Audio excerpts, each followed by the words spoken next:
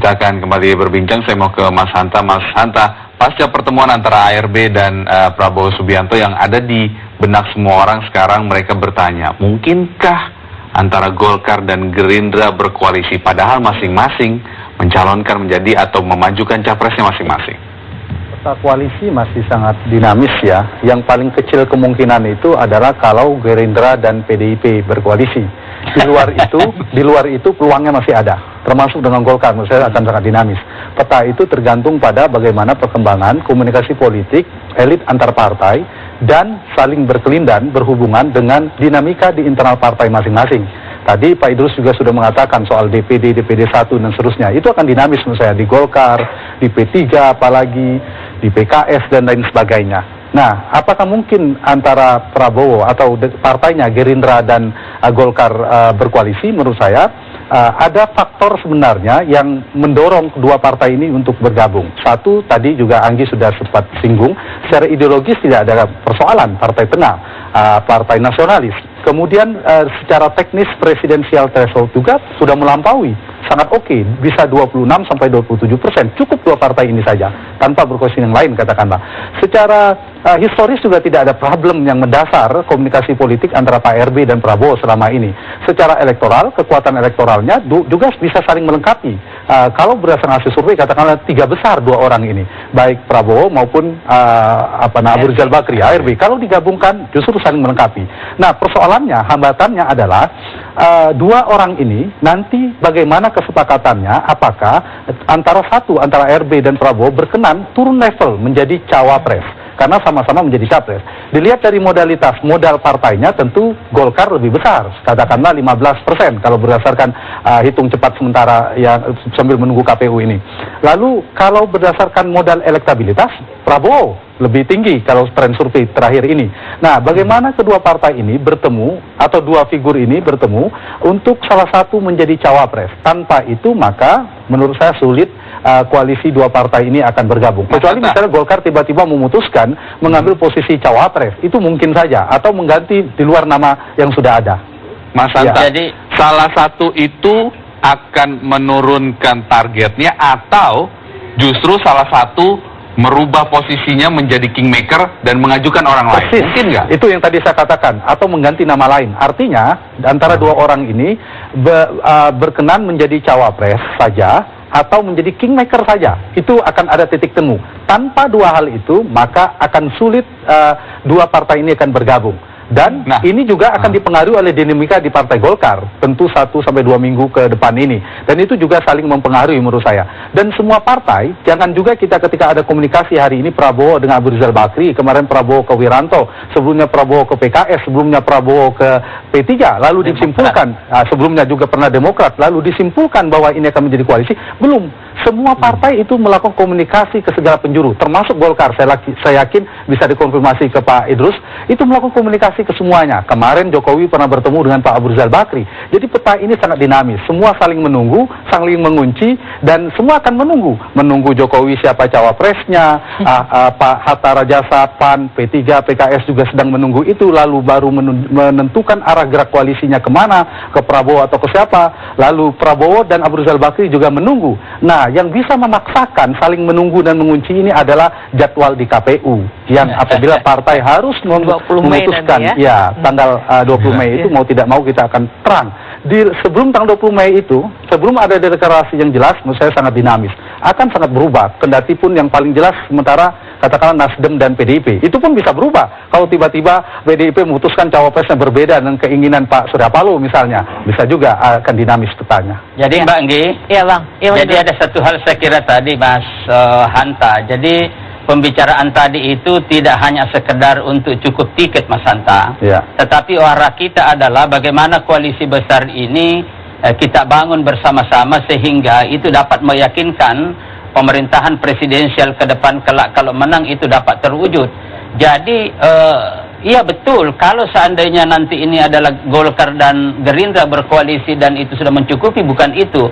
Makanya tadi yang dibicarakan itu adalah koalisi besar. Nah, tentu bagaimana koalisi besar ini dibentuk ya dalam rangka untuk mencukupi kursi sekaligus memenangkan dan pada gilirannya ada sesuai dengan parlemen kuat sesuai dengan tuntutan pemerintahan presidensial ini tentu nanti akan dinamis ke depan saya kira, dan Partai Golkar tentu komunikasi-komunikasi politik yang sudah dilakukan oleh beberapa partai selama ini itu akan semakin kita tingkatkan, akan semakin kita intensifkan, dan tentu akan semakin mengkerucut sesuai dengan jadwal KPI yang sudah ada, Mas Hanta ya. Katakanlah tadi tanggal 9 itu sudah penetapan KPU, tentu pada saat itu juga nanti akan berpengaruh terhadap jadwal masing-masing partai.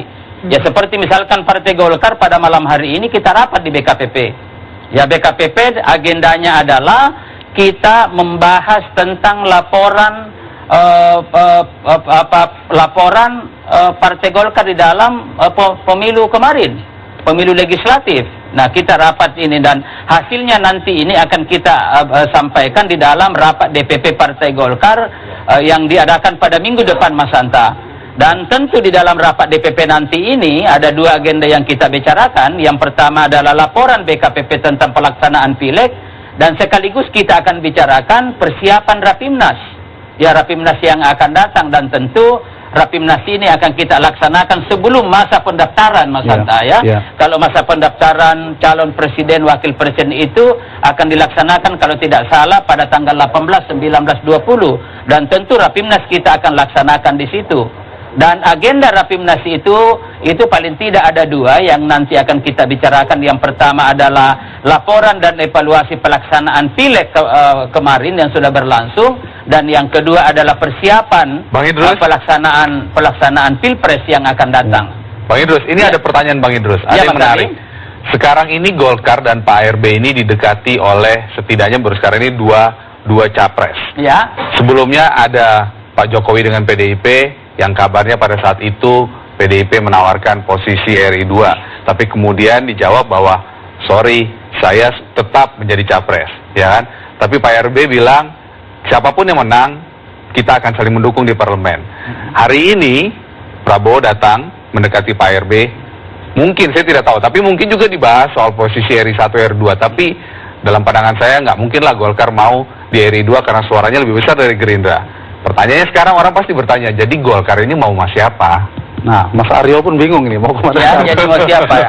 Nah, itulah yang saya katakan tadi bahwa komunikasi politik kita lakukan semuanya. Seperti dikatakan tadi Mas Hanta bahwa Partai Golkar ini adalah partai yang sangat cair, yang sangat komunikatif. Tapi satu hal, prinsip kita dari Partai Golkar adalah bangsa Indonesia ini adalah bangsa besar. Ya, penduduknya 240 juta, terdiri dari beberapa suku, ya, dan etnik dan lain sebagainya. Karena itu bangsa ini harus dikelola bersama. Kalau ini diinstitusionalisasikan, itu adalah harus ada koalisi besar. Nah, itu prinsip Partai Golkar, dan oleh karena itu sisa waktu sebelum sampai pada pendaftaran ini tentu Partai Golkar tetap akan melakukan komunikasi dengan lobby-lobby politik dengan pimpinan-pimpinan partai yang ada. Ya, jadi ya Demokrat misalkan, kemudian Gerindra tentu semakin kita intensifkan dari pertemuan apa yang dilakukan oleh ARB tadi, dan ARB memang juga sudah menjelaskan bahwa dalam jangka waktu yang tidak terlalu lama ini kemungkinan ARB akan berkunjung ke tempatnya Prabowo, itu sudah dilakukan. Nah demikian juga misalkan pertemuan-pertemuan dengan PDIP, dengan PKS, dengan P3, ya dengan PAN, dengan Hanura. Ya bahkan PKPI pun kita sudah ketemu dengan Pak Bang Yos misalkan. Jadi ini semua akan cair ke depan. Tetapi yang pasti sekali lagi saya katakan, prinsip Partai Golkar bahwa bangsa ini bangsa besar harus dikelola secara bersama-sama. Itu saya kira ini prinsip Partai Golkar. Mas Hanta, ya. Ada yang mengatakan bahwa 9 Juli nanti sesungguhnya pertarungan itu yang paling menentukan adalah pihak mana yang bisa lebih pintar mengambil cawapres. Karena let's say lah, sekarang mungkin ARB, Jokowi, dan juga Prabowo. Nah, mungkinkah penjajakan-penjajakan ini dalam rangka supaya tidak salah mengambil langkah dan tidak salah memilih cawapresnya sehingga kemudian bisa memenangkan pertarungan? Ya, variabel cawapres memang penting. Tapi begini, sebelum ke cawapres, posisi Golkar menurut saya menarik ada dua hal. Satu, Golkar berpotensi akan merubah peta koalisi yang cukup drastis.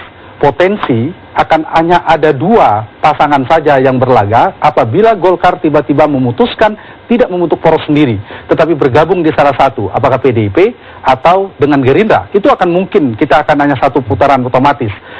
Kemungkinan ketiga memang bisa saja Pak SBY dan Demokrat membuat poros baru meskipun agak sulit. Yang kedua, yang menarik dari Golkar adalah posisi tawar Golkar itu akan menjadi kuat apabila mengambil posisi cawapres ketimbang mengambil posisi capres.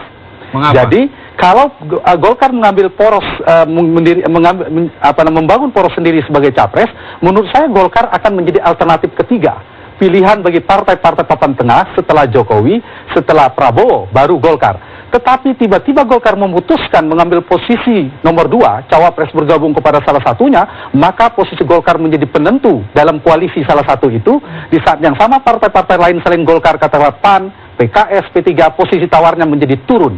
Karena ada posisi Golkar masuk ke sana. Itu kira-kira mirip dengan koalisi 2009. Ketika ada P3, PKS, PAN, dan PKB bergabung ke SBY. Ketika Golkar tiba-tiba bergabung ke SBY, maka posisi PKS dan sebagainya menjadi turun. Dan Golkar menjadi penentu dalam koalisi itu. Coba kita tanya Bang Idrus. Bang Idrus, mungkin nggak seperti itu Bang Idrus? Memungkinkan nggak Golkar maju kira ada cawapres? satu hal yang harus kita ubah pendekatannya, Mbak Anggi. Karena kalau hanya berdasarkan pada popularitas yang ada itu belum menjamin ada produktivitas bangsa ke depan. Dan karena itu Partai Golkar sebenarnya ingin mencoba mendekatkan bahwa ada popularitas tetapi juga ada kompetensi, ada kualitas. Karena dalam pandangan Partai Golkar, kualitas kompetensi inilah yang menjamin adanya produktivitas kepemimpinan bangsa ke depan. Dan karena itu saya sebenarnya ikut pada pikiran para akademisi, para lembaga-lembaga survei yang mengatakan bahwa di dalam menentukan pemimpin itu justru harus kita memperhatikan bagaimana rekam jejaknya. Nah ini kan sebenarnya yang penting Mas Hanta. Jadi tidak hanya sekedar pada popularitas, tetapi mari kita sependapat bahwa produktivitas kepemimpinan bangsa ke depan ini hanya bisa dicapai apabila kita secara konsisten melihat rekam jejak, melihat pada prestasinya, melihat pada pikiran-pikirannya, melihat pada kompetensinya. Dan yang paling penting adalah kita harus bertanya, bangsa ke depan ini memerlukan pemimpin seperti apa? Apakah yang populer atau yang justru punya kompetensi? Dan masalahnya sekarang ini sebenarnya sama dengan pengalaman Mas Hanta kemarin Pileg ini, sebenarnya ada banyak anak bangsa yang ikut caleg tetapi berkualitas dan tidak terpilih. Tetapi tidak sedikit jumlahnya yang terpilih justru kita juga tahu semua rekam jejaknya tidak ada. Dan kalau begitu cara berpikir kita, jangan pernah kita mengharapkan ada perubahan kehidupan bangsa masa depan. Nah justru Partai Golkar ingin menekankan supaya yang kita tekankan itu adalah rekam jejak, prestasi, pikiran-pikiran, visi ke depan. Inilah, dan oleh karena itu kalau nanti di KPU ada satu rapat misalkan, justru Partai Golkar ingin mengusulkan bahwa debat kandidat presiden itu tidak hanya formalitas seperti yang ada selama ini, ya jadi ada misalkan datang di situ kemudian 3 misalkanlah yang bertanya, tetapi mestinya kan ada dialog secara bebas dilakukan antara capres, Mas Hanta, sehingga di situ dapat kita lihat tentang kualitas.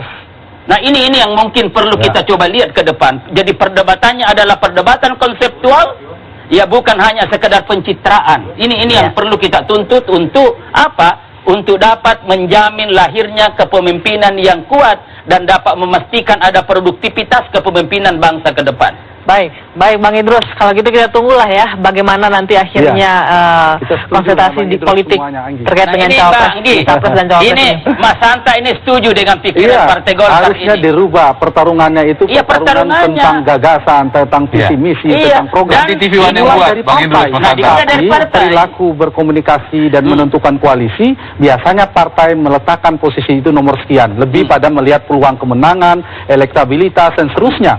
Tapi saya titip kepada partai politik dan semua warga negara tentunya, koalisi itu ujung-ujungnya adalah setuju nggak Mas Hanta ini, Mas Anggi? Setuju nggak Mas Hanta kalau nanti debat kandidat presiden itu dilakukan secara terbuka? Pasti sangat setuju. Secara terbuka supaya jangan hanya formalitas, dibedah pemikirannya. Dibedah pikiran. Betul. Bang Idrus setuju Bang Idrus, nanti TV One yang buat. Nah, ini selamat kita kepada buat TV nanti One. berseri panjang supaya masyarakat lebih tahu lebih lama, lebih banyak gagasan-gagasan capres-capres. Golkar itu meskipun di koalisi Pilpres posisi tawarnya menjadi poros sendiri tidak begitu kuat, tapi kalau menjadi cawapres itu bisa menyingkirkan cawapres-cawapres yang lainnya. Dan biasanya Golkar sangat menjadi penentu ketika di koalisi pemerintahan. Ya, baik Bang Hanta. Mas Hanta, kita lihat baik Bang Idrus, mudah-mudahan itu didengarkan juga ya. Sisi tawarnya Golkar lebih kuat nanti kalau cawapres. Terima kasih Bang Idrus, Mas Hanta atas waktunya bersama kami. Selamat malam Bapak-bapak. Dan kabar tamu masih akan kembali dengan sejumlah informasi lain, tetap bersama kami.